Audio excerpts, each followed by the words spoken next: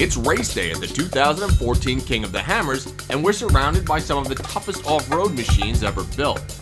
When we last left off, John and Cliff were waiting at the start. Ahead of them, 160 miles of open desert, rock walls, and a waving green flag that signified 10 hours of sheer off-roading hell. This is the day we've been waiting for.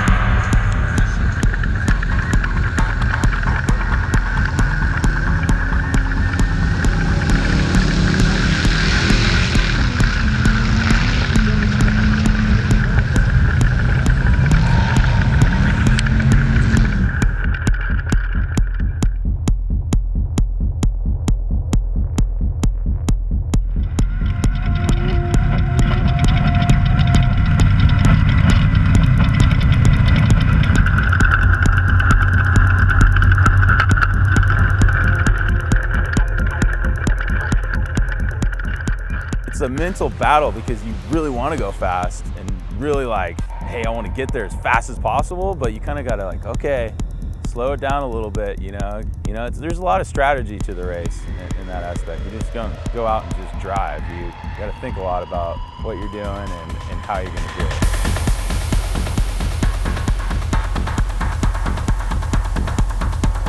it. You can never be, even us, you can never be prepared for everything. There's always that one thing that could happen. I mean, last year some guy got lost on GPS. He just completely went the other direction and then realized he was off course. And he would have won had he not gone off course.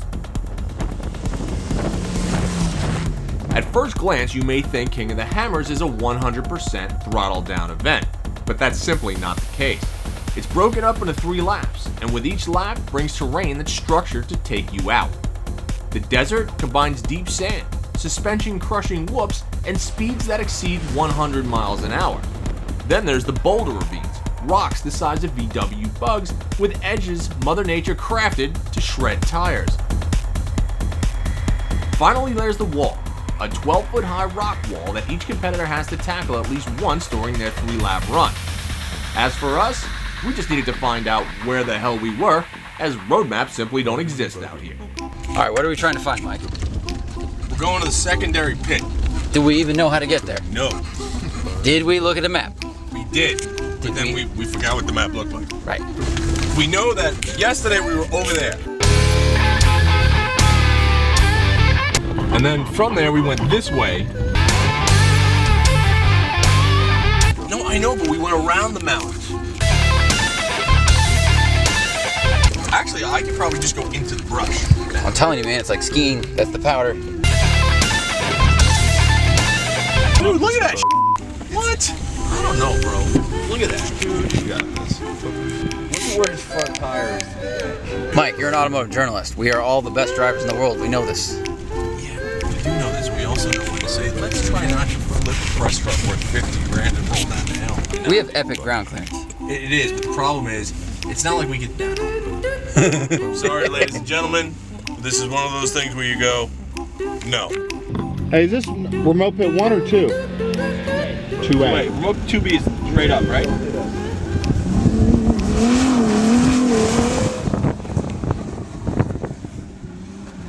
Jesus. Oh! Mike, you can do it. No. This can do it. So what we're gonna do is we're gonna try to go up these dunes. We're not gonna make it. I'm gonna tell you that right now, but why wouldn't you try? Go for it. Get a little speed? Yeah, get some speed. Go. Speed. There you go. That's the middle. All right, check it out. We totally didn't make it. It was pretty undramatic. Yeah, but look, we went far enough. I said we were making it in the middle section.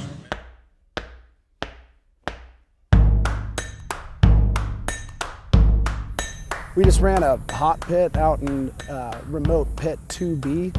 It's right before they head into the gnarly rock section. So we went under the rid, made sure all the bolts that it stretched were retightened to ensure you had the best chance of getting through without any catastrophic failures. The car looked really good. Stereo sounded great. That's really all that matters.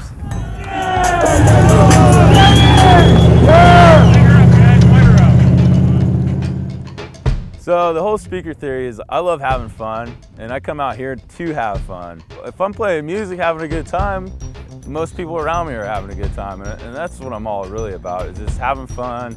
And I mean, I wouldn't be doing this if it wasn't fun. Some people get too frustrated about it. Hey, you know, things happen. That's racing.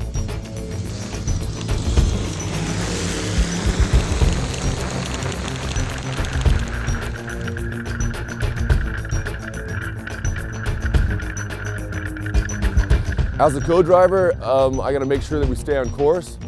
Some guys drive it solo too, which I think is crazy, but with the co-driver, like if we get stuck, let's say if we're on an obstacle, we're stuck and we have to winch, I have to hop out, get the winch ready, find a good winch point. Pretty much any duty that's not driving is my duty. That's pretty much how that works out.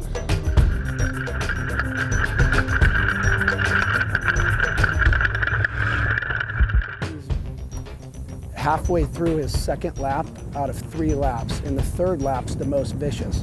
So even though there's 20 guys ahead of him now, just because of how many people brake, he's already, if he just keeps his rig together, he should be 10 to 15 in regards to placement.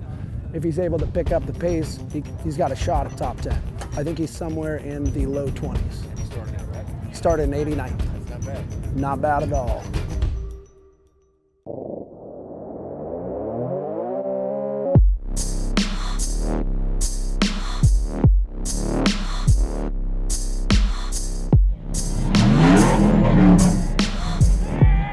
In this type of race, it really, I think the best quote ever was, you can win seconds in the deserts, but you can lose hours in the rocks. Slow and steady wins the race. I mean, there is a lot of truth to that, you know?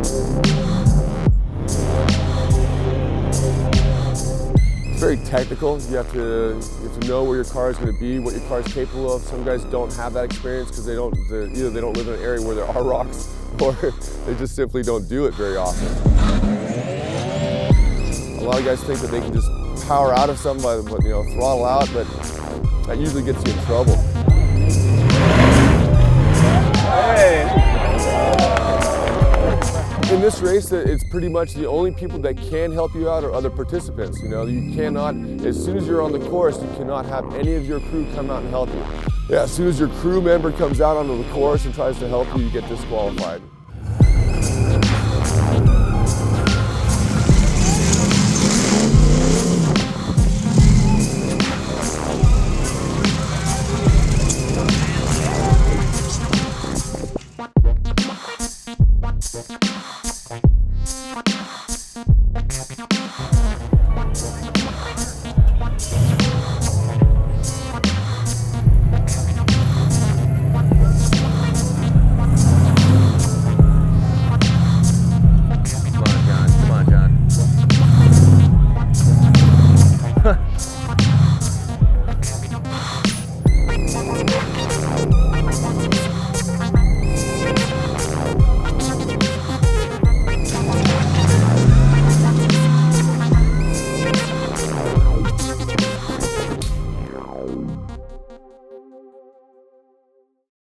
All right, we've been standing here for the last 3 hours waiting for John and Cliff to come in. As you can see, guys are coming in, but we simply don't know where they are.